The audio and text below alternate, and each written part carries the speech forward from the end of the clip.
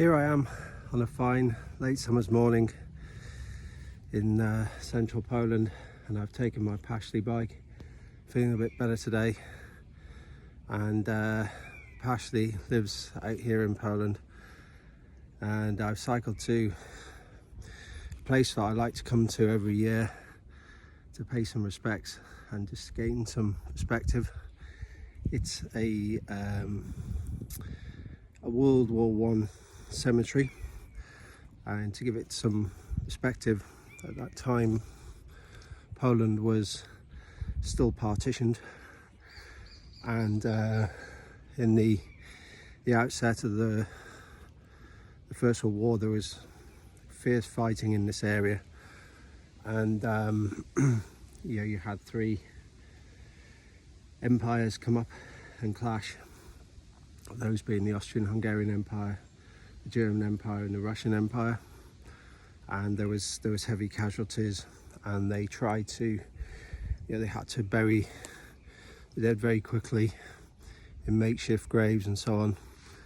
And but when the fighting, the ferocity of the fighting started to subside, they then tried to consolidate graves in a more dignified way, and this is one such example. And I try to walk around and look at there's some of the sort of markers, and consider what it was like for some of the young men who clearly lost their lives in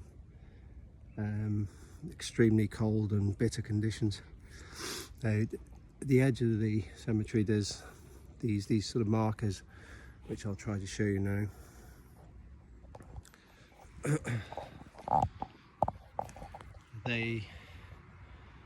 You'll see very young men who lost their lives around Christmas 1914. These are soldiers of the Austrian-Hungarian Empire. You see sort of Austrian Germanic names, also Czech names, Slovak names, Hungarian names.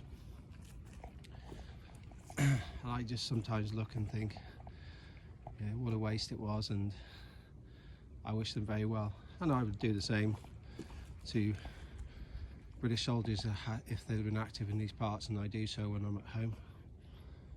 My point is that soldiers follow orders. They don't really make wars at all.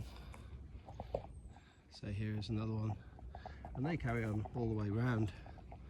Some of them are now on the floor, sadly, over there. This one, Alex Martin. And there's some on the floor here.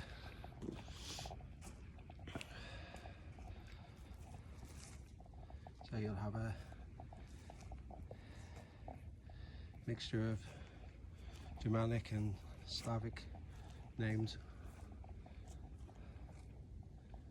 But also, if you go further into the cemetery,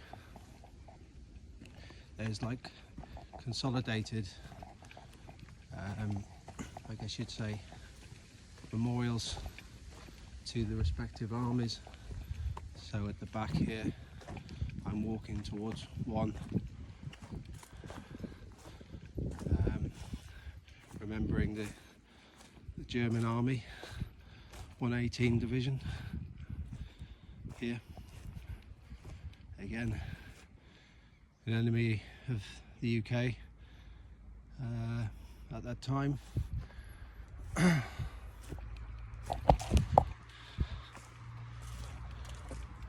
And these two mounds here, this one here and this one here, they are respective memorials to the Austrian-Hungarian Army 86th Division, there you may see. And over here we have the 90th Division, again of the Austrian-Hungarian Army.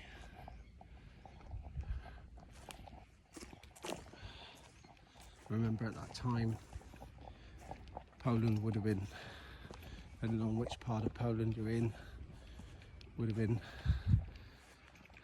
partitioned between these three empires. There's more of their headstones on the way round. There's another one here, look. Lost his life just before New Year's Day, 1915. So as I work my way to the front, you see there's a Hungarian name, I would suggest. Looks like he lost his life on Boxing Day. Should have been at home with his family, celebrating Christmas. So at the front here we have a memorial to the 171st Division of the Russian Army.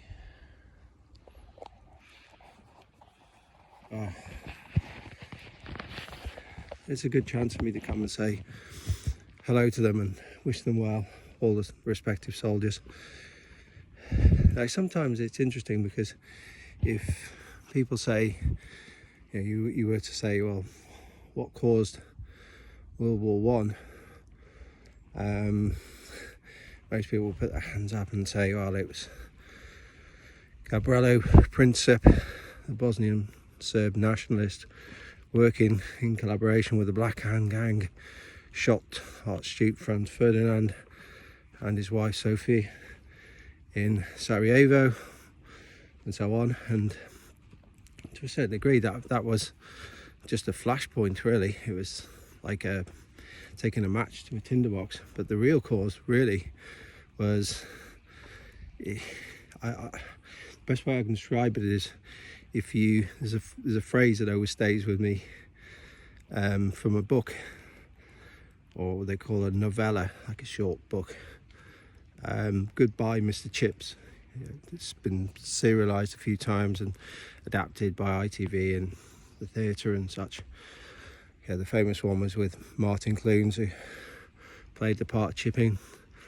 And the book is somewhat different than that, but nevertheless it was quite a nice presentation.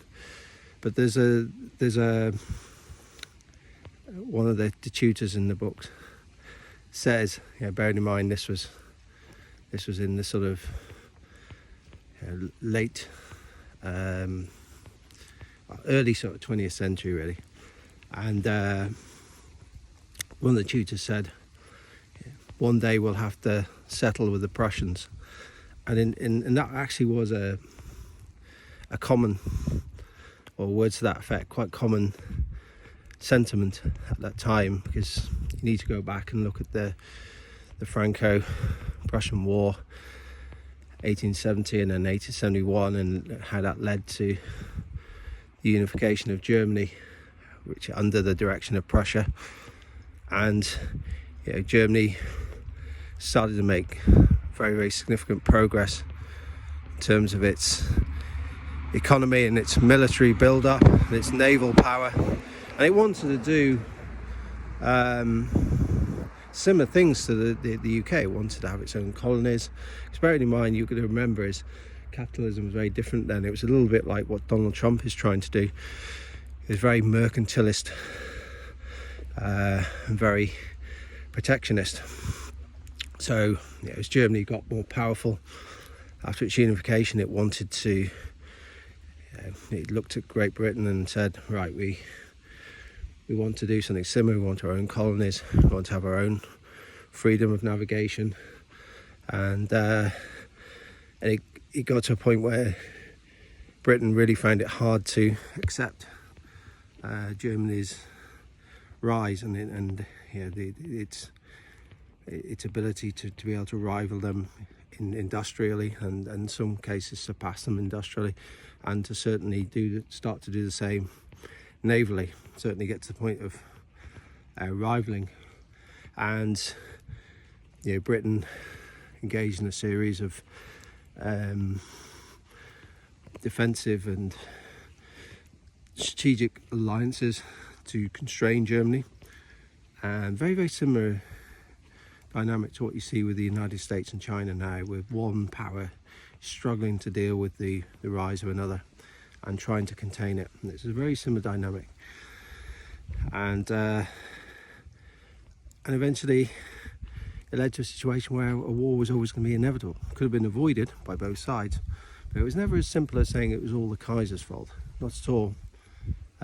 Certainly he was to blame for part of it, but Britain was certainly not blameless either. And suggestions that it was is quite inaccurate. And people say, well, that's not true. Well, okay then. Well, then explain how Germany had put great efforts into devising what was known as the Schlieffen plan, of how they would respond in the event of a war, given these defensive and constraining alliances that Britain and France had engaged in to constrain Germany. And read Churchill's World War I books, and you'll notice that the first part of his epic work on World War I focused heavily on constraining Germany, particularly in terms of a military and a naval perspective. And really what we have here, soldiers dying for what was a war of empires. And it's quite strange really what the Russian Empire, the German Empire and the Austrian-Hungarian Empire really ceased to exist and dissolved. Whereas the Britain and France, they survived, but they were set on a course of irrevocable decline on a relative basis anyway. And wars should always be avoided at all costs, because those costs fall on the innocent, civilians, children, so on, and the soldiers, often young men, these days equally women, who are just following orders and don't ask for it. So it does me a lot of good coming here. I feel better